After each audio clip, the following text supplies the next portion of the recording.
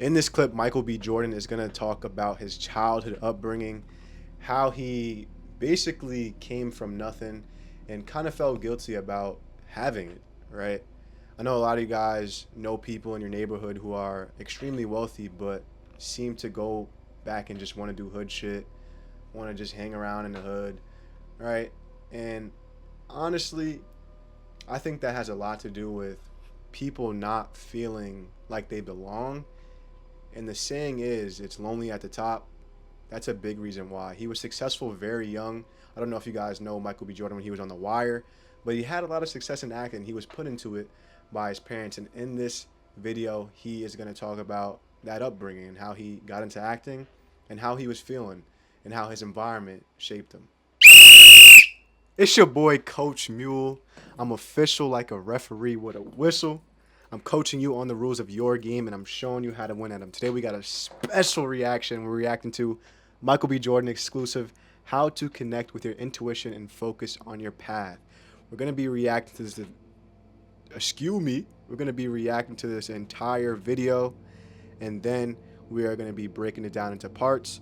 So if you guys want to see the full video, you're watching the full video right now. If you guys want to see it chopped down into parts, I will be introducing the parts and releasing them in a couple of series. This part will obviously be chopped out, but make sure you guys watch the way through. There's going to be plenty of gems, plenty of things that you can pick up from Michael B. Jordan, from also Jay Shetty, who was a monk and is an avid podcaster. I seen him on a Gap ad, so I know he's valid. All right, let's jump right into it. Let's see what we can learn. Let's see what we can gather. Let's see what we can add to our own individual journeys. All right, intro. Let's get into it. With you. And whatever your fear of that is, of that outcome, is never really as big as what you make it up to be. You know, it's really not that. Tomorrow is not promised to anyone, but time will move on. You know, you will move past it. And if tomorrow never comes, at least you can know that you said what you needed to say. Before we jump into this episode, I'd like to invite No, thank you. No, thank you. Appreciate it, though. greatest actors of the 21st century. And now Appreciate it, though, something Jay you said Shetty. in an interview, and we were talking about this earlier, this idea of written versus being able to explain. Correct. And there was this great point you made that I think people wouldn't recognize with the amount of success you've had, the hits you've had. You know, I think people want to know about you and learn about you. But you said, when you come from where I come from and everybody doesn't get those breaks, that luck, you start to question, why am I successful in life? Why did I go this way and everybody went that way? And I just thought that that was, you know, again, extremely humble and also representative of where you grew up, how you came up. Like, which way did everyone go and where did that luck begin for you?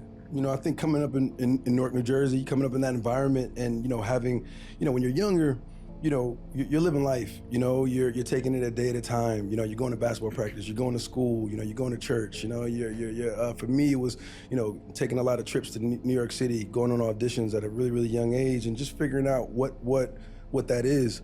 Having parents pretty aware, you know, and very present in my life, you know, growing up. You know, that was rare amongst my family, and amongst my friend group, you know, having both parents that was there and very present and aware of my environment as well. You know, you know, being told to look out for these things and make good choices, to be disciplined, to be focused on things, you know, get your schoolwork, you know, all the you know, the positives in growing up in an environment like that. And, you know, hats off to my parents and to sacrifice so much to make sure their kids, you know, were safe and grew up in, you know, grew up in an environment. It ain't easy making ends meet, you know. Grew up very poor but didn't feel like it, you know what I'm saying? It was very, you know, I think they did a good job at hiding those things, you know. I think as we get older, we look back, it was like, oh man, we went through that. Oh, that's why we slept in the kitchen that one time with the oven open, or that's when we stayed at grandma's house for like, you know, a couple of weeks when you know, so you get that reflection of how we kind of grew up. And I think for me, you know, always having a bigger purpose, I think, or just, you know, just that optimism, you know, that I was a big dreamer as a kid. And I think, you know, you start to not just to focusing on just the work of it all, but since I was working such a young age, that's the thing that I can kind of point to of, booking auditions and getting this job and traveling to this place and experiencing these things and coming back home with these experiences and not having a lot of people who could relate or could, I could soundboard off of. And I think in feeling like that, you don't want to alienate those people, and I think, and this is all, I guess, in hindsight, you don't share these stories as much. Maybe you should, because you don't want somebody to feel like inadequate or, not being able to have that experience that you might have had. And I think, that snowballs as you get older, and from stepping stone to stepping stone, as I continue to be successful at a young age, you start to question, why am I being so successful? And the people that look just like me, that are right next to me in these everyday things, aren't necessarily doing that, or not choosing to, just didn't have. I don't know about this one. I feel like every successful person wants to have a rags to riches story. I'm sure there was moments, and they'll talk about those times like where he was sleeping by the oven, and I don't know. I think everyone's version of their come up is different, but I feel like that's a pretty easy. His parents introduced him to acting. They had him going to auditions young. The actors and the directors and the people on set molded him to become great. It's not easy to become an actor. I'm sure there was points where he wanted to quit, be a normal kid, but his parents pushed him in that direction, and he was trained from a young age. It's like Bronny James, right? Bronny had LeBron be able to mold him and show him how to make it to the league. So it's kind of like a gimme for him, because since birth he's been prepared the right way to see success and to reach that goal. So I don't really have a lot of sympathy for this story, unless there's like a part that he's missing out where like he used extreme poverty, or like, you know what I'm saying? That's pretty good compared to what other people had to go through. You sleep by the stove one time and go to grandma's house. I feel like that's pretty.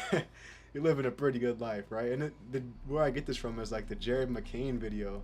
Jared McCain is like, yo, he's like, I remember times where this nigga, meanwhile, this nigga lives in like sunny California.